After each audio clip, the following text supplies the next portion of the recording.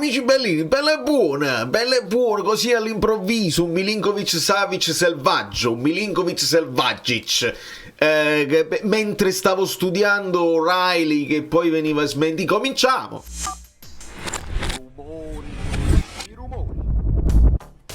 Allora, benvenuto Gennaro Starita e quest'altra Rita, cioè quella è la Rita Pavone, lasciate un like per Rita Pavone e iscrivetevi al canale se vi va, però non è che vi posso costringere, cioè, molti si guardano i video anche senza essere iscritti, a me va bene lo stesso. E vi ringrazio per il riscontro sul video di ieri, che era un pochino più tecnico, e adoro che vi sia piaciuto. Vanno approfondite queste cose, io mi diverto moltissimo, lo sapete, e mi stavo preparando a un approfondimento importante e vi faccio vedere, ci spostiamo un attimo, a Matt O'Reilly, che non è altro, voi lo ricorderete, perché fu quello che il Brighton comprò post cessione di Gilmour, che stava per far saltare Gilmour perché non erano sicuri, non erano convinti, c'era un infortunio per lo mezzo, una cosa del genere. Insomma, Matt O'Reilly, io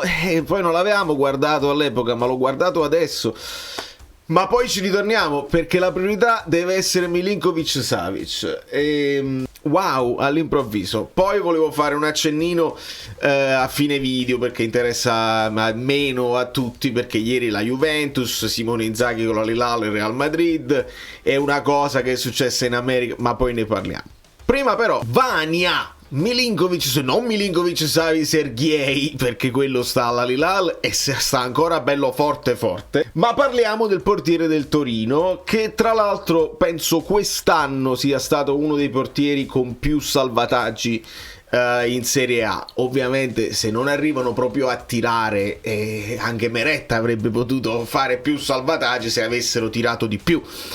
Però il Torino evidentemente ha lasciato un po' a desiderare per quanto riguarda il filtro tra centrocampo e difesa, e quindi sono arrivati più tiri che però Milinkovic-Savic ha parato, non tutti, ma quelli che doveva parare li ha parati. Si parla di questo, arriva Matteo Moretto, quindi Fabrizio Romano, e ci parlano di affare in chiusura per 18 milioni.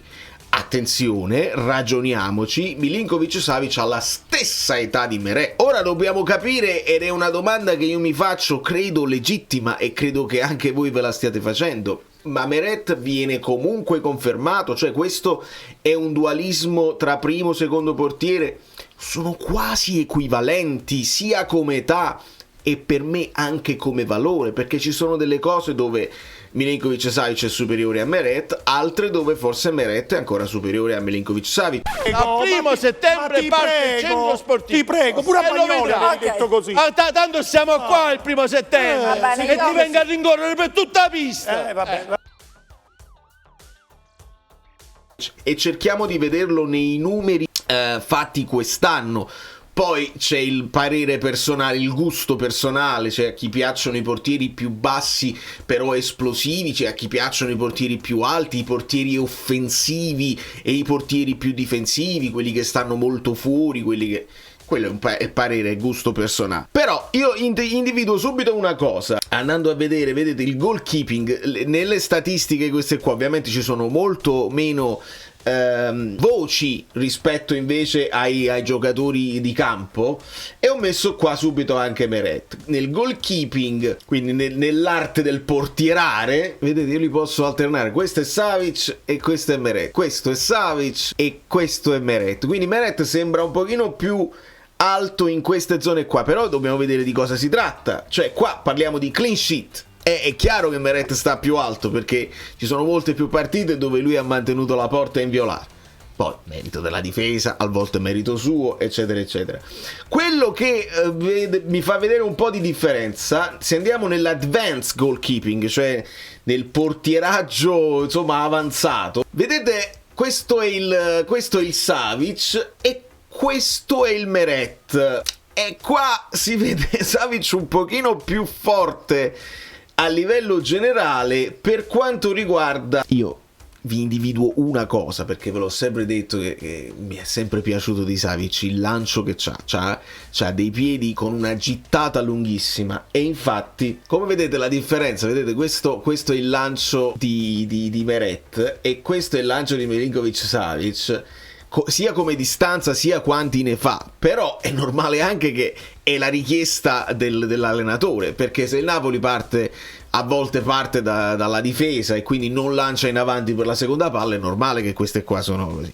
Quello che mi interessa a me è i cross, numero di cross nell'area di rigore che sono stati stoppati con successo dal portiere. Ne vediamo 74 per Milinkovic-Savic e ne vediamo 23 per Meret. In questi dati qua, cioè arrivano i cross, Milinkovic-Savic è più aggressivo, ci va e va, perché qualche cross il Napoli l'ha subito senza dubbio. Quindi sotto questo punto di vista, secondo me il miglioramento si ha nella possibilità di giocare sulla seconda palla, quindi un lancio lungo che Milinkovic-Savic ha nei suoi piedi, si può dire. Meret per me non è mai stato scarso nel gioco con i piedi, quello secondo me è un mito, una fantasia, anzi delle volte si prende anche delle responsabilità che non dovrebbe prendersi. Però la gittata, quella là proprio pesante, che va direttamente alla punta o a Lukaku o al McTominay che si inserisce, ce l'ha Milinkovic-Savic. Aggressivo sui cross, distanza dalla porta, questo è Meret, distanza dalla porta, non me lo vedete perché stava più giù, distanza dalla porta in questo caso, vedi? E questo dipende perché se il Napoli tiene la palla e sta a centrocampo quello conto si difende solamente, non è vero, lo vedete da questi numeri qua.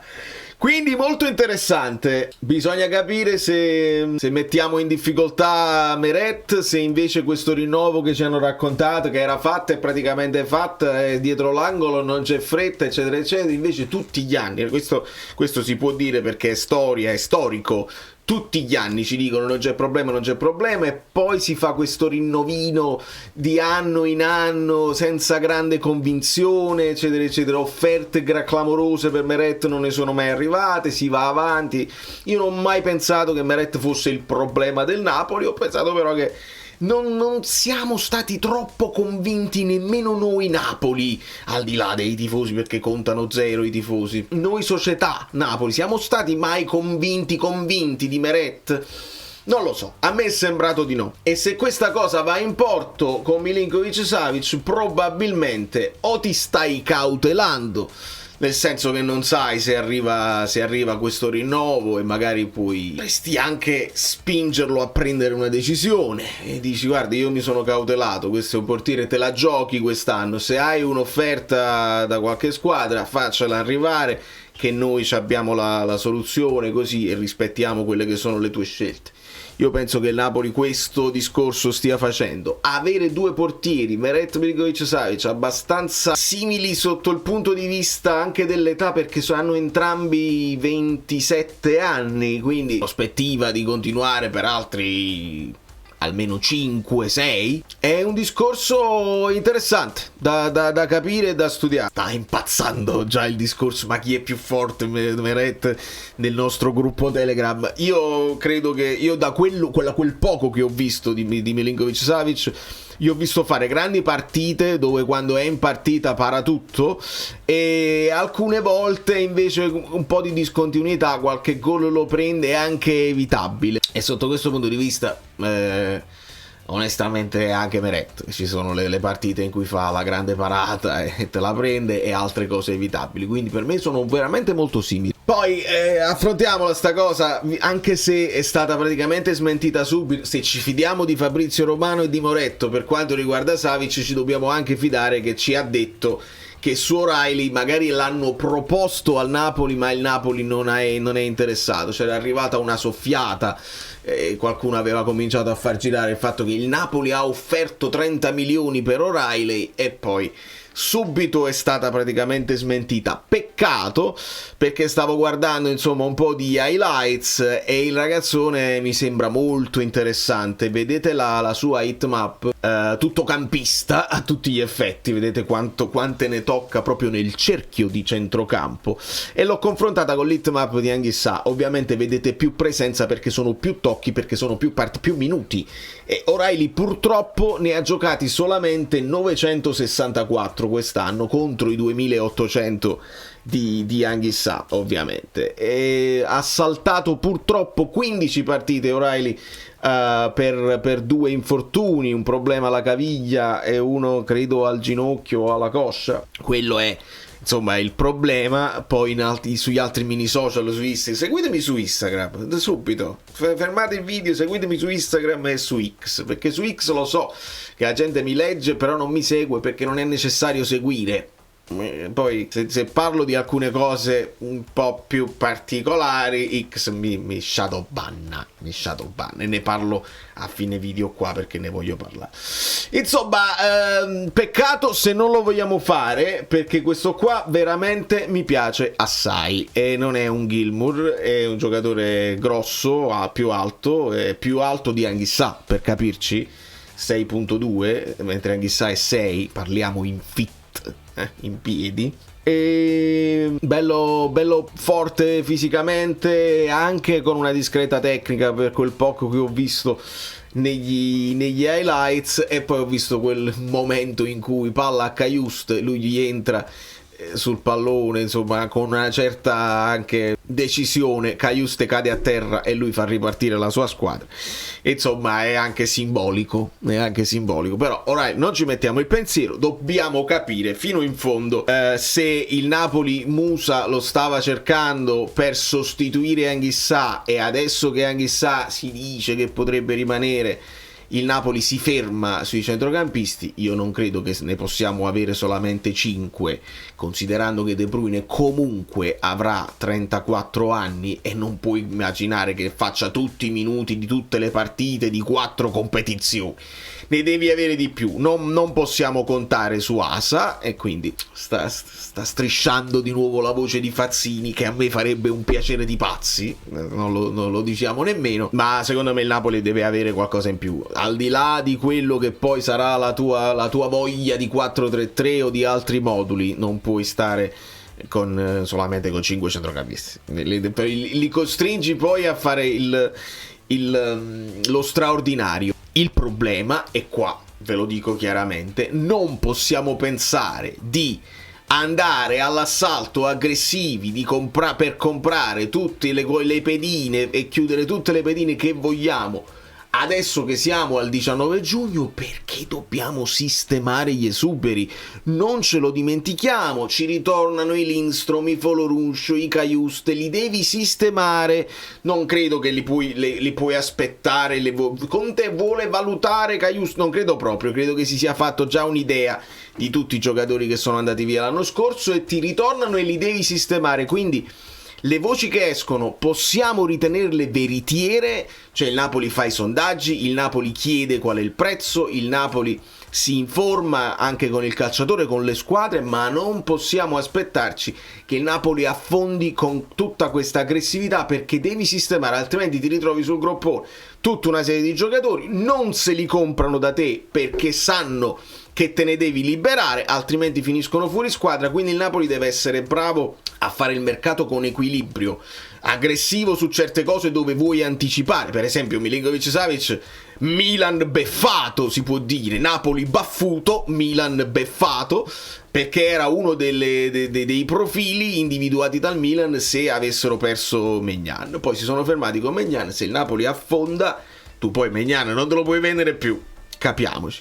Quindi deve esserci equilibrio, alcuni profili devi attaccare perché devi superare la concorrenza, altri probabilmente devi essere un pochino più guardingo per capire come sistemare anche gli esuberi, altrimenti ti ritrovi con 50 giocatori, non li puoi mettere in lista e diventa un macello. Insomma, rimandiamo i discorsi perché mi ero preso, c'avevo un altro nome, se non è O'Reilly, un nome simile per caratteristiche tecnico-tattiche proprio per i numeri che fa O'Reilly, è Doumbia. però è del Mali, e quindi io lo metto là come abbiamo messo quello là del Chelsea, cioè per individuare giocatori che hanno quelle caratteristiche che secondo me possono piacere a Conte e che il Napoli sta cercando. Poi la approfondiamo quando escono gli altri nomi, perché altrimenti veramente perdiamo tempo. Fatemi sapere su Milinkovic-Savic. Io ritengo che faccia grandi partite e che ogni tanto abbia delle amnesie, però lo vedo aggressivo sui cross, è alto, mi sembra avere anche una grande personalità, oltre ad un lancio importante. Capire se resta anche Verret, se gli può dare fastidio il dualismo come successe con Ospina, oppure se sotto qualche altra gatta ci cova. Non posso chiudere il video, devo dire quella cosa così. Sono molto contento che il Napoli non sia al mondiale per club, perché l'invito che la Juventus ha ricevuto dalla Casa Bianca ha messo in difficoltà moltissimo i calciatori, che si sono ritrovati a non rispondere a certe domande incalzanti del presidente, che col suo solito atteggiamento, io non voglio andare nello specifico della cosa perché mi sembra anche inutile farlo onestamente, però molto bene che non ci fosse De Laurentiis lì, perché non avremmo mai saputo quale potrebbe essere la sua reazione a un Trump che lo incalza su discorsi sul calcio femminile, sulle donne che non devono fare gli sport falso maschili e cose molto delicate, oltre alla questione ovviamente molto più seria e globale che riguarda l'Iran contro Israele. se no ti manda a fanculo veramente, e le varie cose che stanno succedendo nel mondo. Ovviamente costringere dei giocatori che non vogliono avere a che fare con la politica lì a stringere la mano, a presenziare dietro di lui, molto molto male che la Juve abbia accettato questo invito. Non lo devi accettare, se ti hanno invitato, se ti sei proposto non ti dovevi proporre,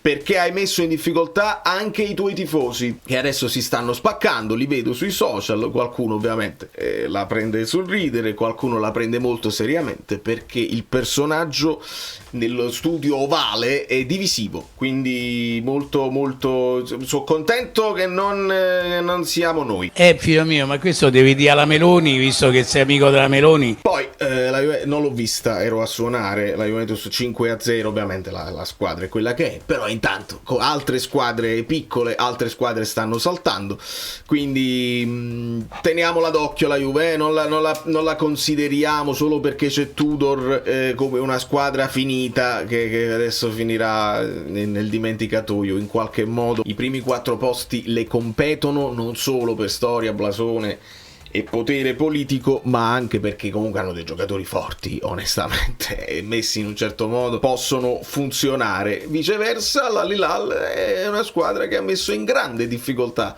il Real Madrid, Simone Inzaghi, eccetera eccetera. Osimhen, io ci farei un pensierino, guarda che ti vai a divertire, sono veramente forti e fai una caterva di gol, ti riempiono di soldi, ti diverti. Koulibaly in grande forma, ha fatto piacere vedere Koulibaly, le sue scivolate, i suoi interventi, ci ragionerei.